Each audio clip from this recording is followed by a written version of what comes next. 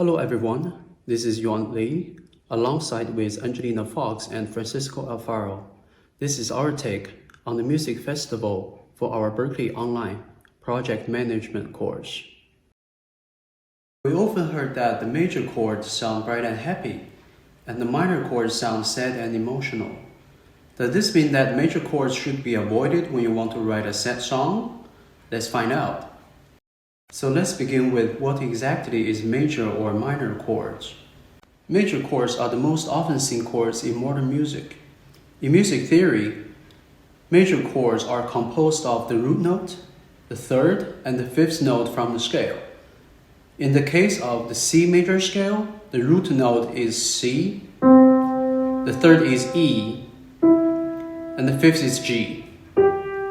Play these three notes together gives us a C major chord. The major chord feels bright, simple, and positive. A good example of major chord is Yellow by Coldplay. Its opening riff is mostly a repeat of the A major chord.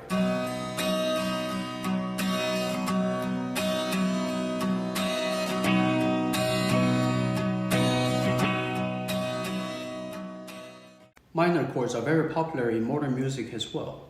Similar to major chords, minor chords is composed of its root note, but the third is lowered, also called flatted, by a semitone. The fifth is the same. Play these three notes together gives us the C minor chord. Because of the lowered third, the minor chord sounds mellower, more emotional to us. A good example of minor chord is Don't Speak by No Doubt. Its opening riff is just a repeat of C minor chords.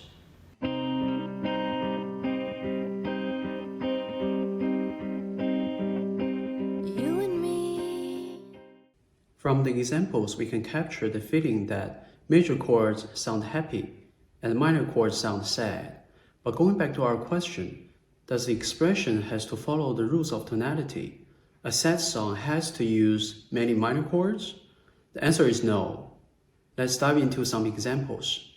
Everybody Hurts by REM is a true tearjerker. It's telling us that everybody hurts sometime.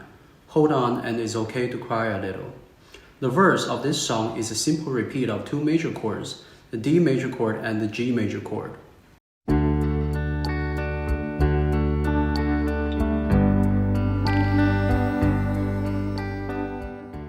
For What It's Worth by Buffalo Springfield is a soft and melancholic anti-war song. The entire song is based on this repeat of two major chords, E major and A major chords.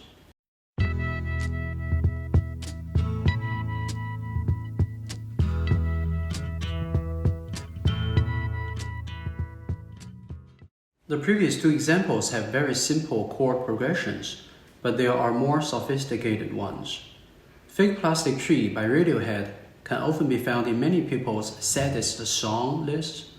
Its verse begins with a simple A major chord, then progresses into the sustained 4 chord of A, then into D major 9 chord and D sustained 2 chord, and repeats.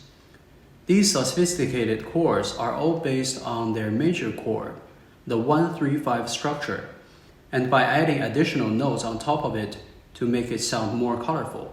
But all these alterations are still major chords. A green plastic watering can for a fake Chinese rubber plant and a fake plastic girl.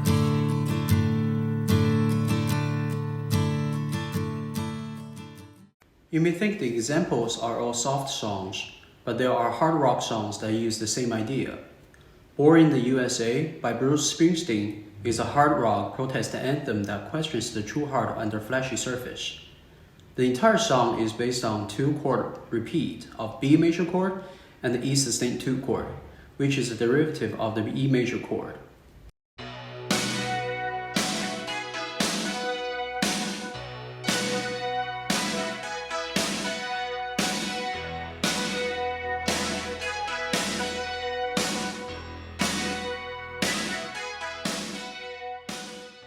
From the examples, we can see that minor chords are not necessary for a song to feel sad.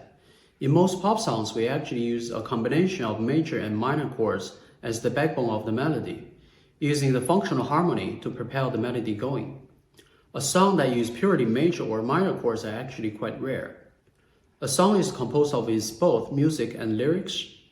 Both parts will have its influence on the content and thus the feeling the composer wants us to feel. For a sad song to be a sad song, we can usually work from a couple angles. Musically, we can use a slower tempo, an overall lowered pitch, soft volume level, and less energetic expressions. Use more legato rather than staccato, meaning that hold the notes longer instead of being jumpy. The timbre of your instrument also plays a big role here. Some instruments are more fitting to create soft, long notes, and some are better at being tick-tocking. And lastly, using minor chords certainly helps developing the sad feeling. In Western music history, people have developed to perceive minor chord mostly as minor third construction as being sad and emotional. So using minor chords for sad songs definitely is not a bad thing.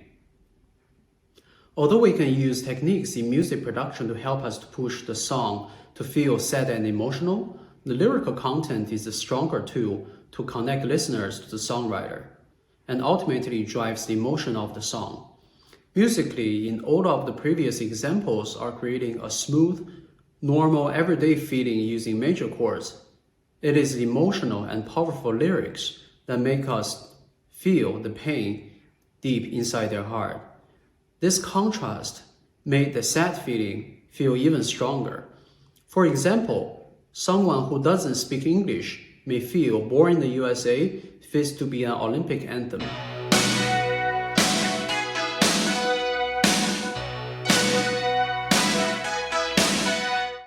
And here's one last tip. People have performed statistical analysis of many pop and rock songs and found that the saddest chord to be D minor. If you want to write a sad song, you want to consider using the D minor chord. Hope you enjoyed our video. See you next time.